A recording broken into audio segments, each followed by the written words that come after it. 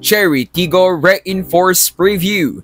Cherry Setters Fiesta sa 6 na outside spikers ng crossovers. Duremdes Verdiflor Libero Tandem. Oplan walang lalapag na bola. Middle blockers na pag-iiwanan. Kaya bang buhatin ni Bell ang team pabalik sa podium ng PVL? Good day ka-trending, this is Ron Michael, the voice artist of this channel. Ngunit bago natin yan pag-usapan, huwag mong kalimutan mag-subscribe and click the notification bell para updated ka sa latest Pilipinas volleyball trends. Pinalad ang Cherry Tigo crossovers na makapasok sa Final Four ng nakalipas na PVL AFC. Naipanalo din nila ang second game ng Battle for the Bronze laban sa Petrogas Angels, pero nagtapos pa din ang Cherry sa ika-4 na pwesto. Halos ganito din ang naging kapalaran ng team noong 2022 Reinforce Conference. Nakapasok sa Final Four ang team pero nagtapos sa 4th place matapos na maipanalo ng Creamline ang Bronze Medal Series. Achievement pa rin naman kung tutuusin ang makapasok sa Final Four ang isang team.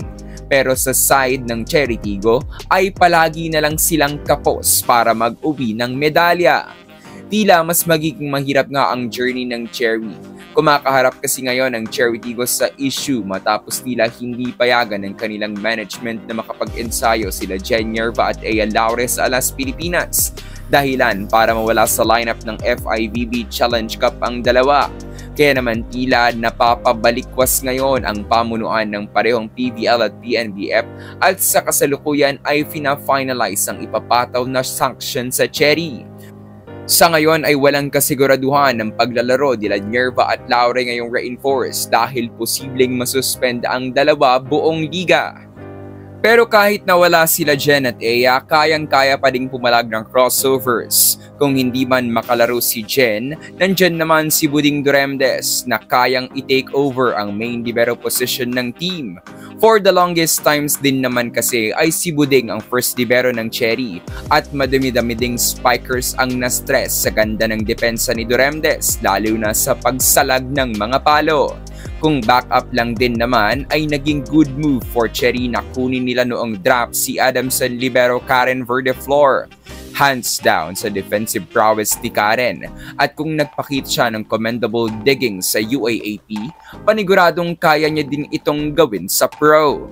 Sa pwesto naman na iiwan ni Laure, don't forget na nasa Cherry ang isa sa mga pinakamalakas na imports na naglaro sa Pilipinas with Kat Bell as the crossovers reinforcement.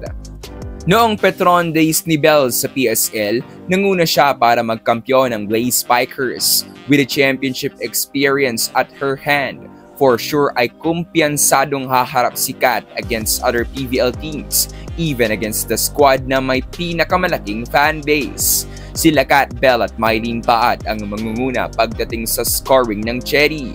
Maraming pwedeng maging kakross si Bell sa outside hitter position ng team. Andyan si Aragalang, EJ Laure, Shaya Adorador at Princess Robles. Nadagdagan pa nga sila ng isa pang reliable opener na malutong din humampas na si NCAA standout from Perpetual Mary Rose Dapol. Paniguradong fiesta ang mangyayari kila Jasmine Nabor, Alina Bicara at Joymi Cagande dahil hindi sila magkakandamayaw sa kung sino ang kanilang papapaluin dahil sa dami ng balang pwedeng isalang ni Coach Kung Fu. Pero pagdating sa gitna ay medyo dito na pag-iiwanan ng Cherry Tigo. Kung inyong titingnan ay crossovers ang may pinakamaliit na middle blockers lalo na kung ikukumpara sa mga top contenders. We can't deny the experience of Chang Abby Maraño. Nakakagawa naman ng mga numero sila Zach Carandang at Pauline Gaston pero napag-iiwanan pa din sila ng iba.